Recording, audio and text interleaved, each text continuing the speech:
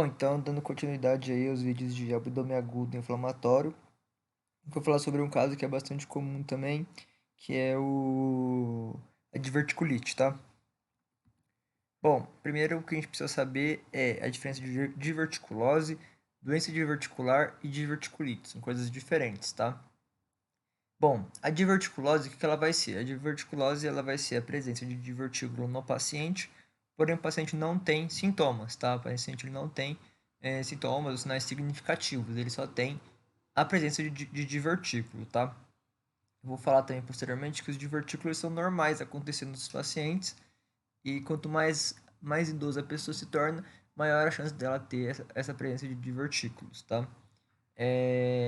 A doença diverticular vai ser o quê? Vai ser quando esses divertículos, eles começam a dar alguma sintomatologia ao paciente, tá? E alguns sintomas, tá? E aí ela vai passar de uma diverticulose para uma doença diverticular, beleza? Então, quais são os sintomas, né, dessa doença diverticular? Vai ser náuseas, vômitos, dor, tá? Então, aí a pessoa vai ter uma doença diverticular, não uma diverticulose.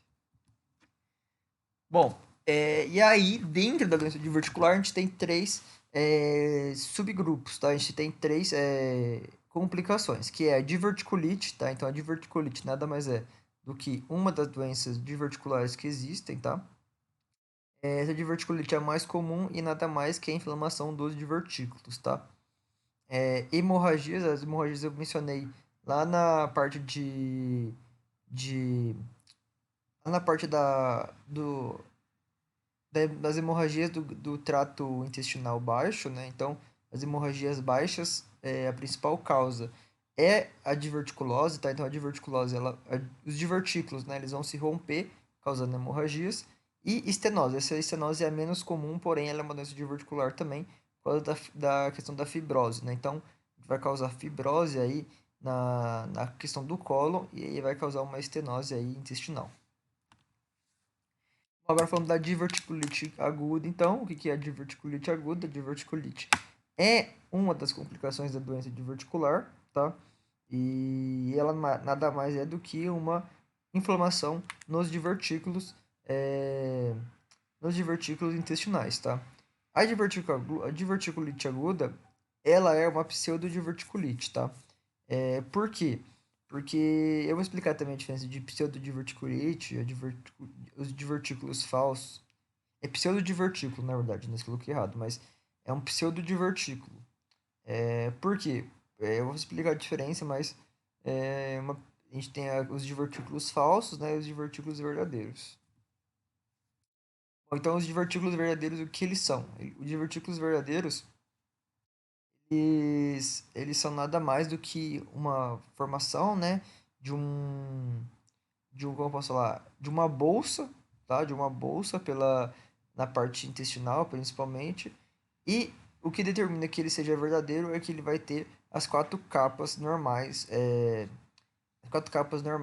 do tecido do gastrointestinal, né? Então a gente vai ter a mucosa, mucosa muscular e serosa, tá? Então por isso que ela é verdadeira, tá? E além disso, normalmente ela é congênita. Um exemplo de divertículos verdadeiros vai ser o divertículo de Meckel, por exemplo, tá?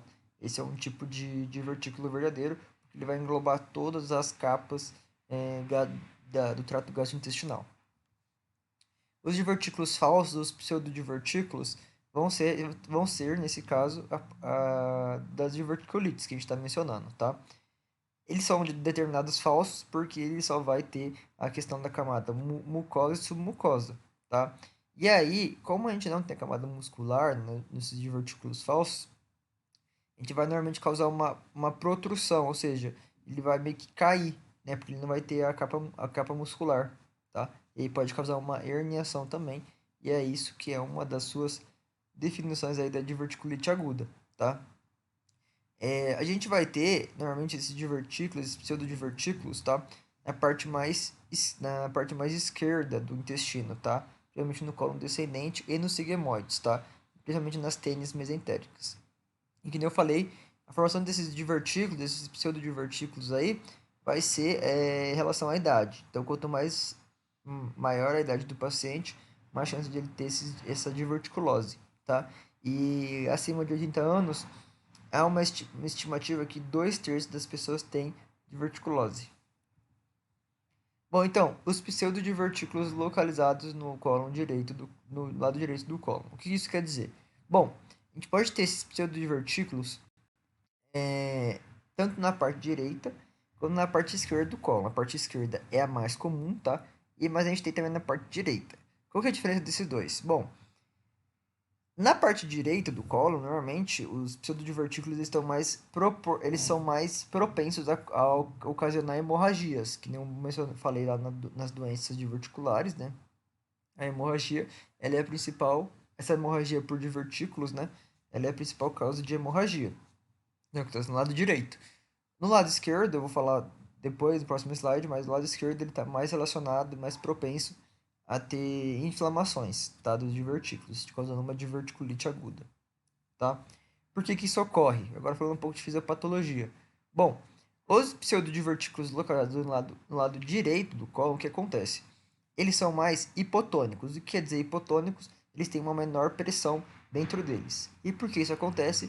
Por quê? Porque a base dos divertículos, a base deles, eles são mais largas, tá? A base são mais largas. E com a base mais larga, e tendo pouca pressão, pode ser que algumas fezes ou algumas substâncias batam nessa base, e como a base ela é mais larga e ela vai ser mais fina também, consequentemente, ela vai estar mais. O vaso ele vai estar mais exposto, né? O vaso ele vai estar mais superficial. E aí pode ser que bata nesse vaso aí e ocorra hemorragia, tá? Então, nesse caso, né, que eu falei, os pseudodivertículos do lado direito do cólon, eles são mais hipotônicos e vão causar essa questão aí das hemorragias devido à parte da mecânica das fezes, né? Então as fezes podem bater ali e causar o sangramento. Bom, a gente tem os pseudodivertículos do lado esquerdo do cólon, tá? Que nem eu falei, eles são mais propensos a ter inflamação na área, né? Inflamação dos divertículos, causando uma diverticulite aguda. E por que isso ocorre? Porque do lado esquerdo do colo, a gente vai ter uma formação de divertículos mais hipertônicos, ou seja, uma pressão interna maior, tá? E por que isso ocorre? Porque a base desses pseudodivertículos do lado esquerdo, eles são menores. E aí, há uma maior chance de, por exemplo, alguma fezes ou alguma substância cair e interromper essa base, né? Essa base do divertículo, causando assim uma obstrução, né? E aí o divertículo com a produção de muco e tudo isso, ele vai ficar inflamando, né? Porque ele não vai ter por onde sair, né? Por causa dessa fezes ou dessa substância que vai estar interrompendo aí o seu infundíbulo, né? Por assim dizer. E aí a gente vai ter uma evolução, né? Vai ter inflamação, aí vai ter o acúmulo de muco, vai ter a necrose e a perfuração depois, né? Se não tratado. Bom, qual que vai ser a clínica da diverticulite aguda? Bom, é muito parecido com a apendicite, tá? Só que em vez da dor na face ilíaca direita, a gente vai ter uma dor na face ilíaca esquerda, tá? Além disso, dor à compressão, que no caso da dor na face ilíaca direita, a gente chama de,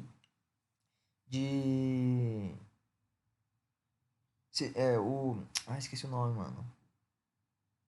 Sinal de Bloomberg, né? A gente chama, sinal de Bloomberg no lado direito. E vai ter a dor com pressão também na fossa ilíaca esquerda, aí, no caso da diverticulite. A gente vai ter a dor no começo do epigástrico, né, que vai passar para a fossa ilíaca direita. Pode ter uma massa palpável devido à inflamação do apêndice, provavelmente dita, tá? Leucocitose de desviação à esquerda, né, já que o corpo está nos falando que está tendo uma inflamação crônica. Febre, tá, em alguns casos. E a gente pode ter uma peritonite tanto por pus, tá, purulenta, ou uma peritonite por fezes, uma peritonite fecal, tá? Porém, a gente vai fazer a classificação de Rinchey, tá? Nesse caso, a classificação de Ritchen vai nos ajudar a ver como que vai estar a situação da diverticulite aguda.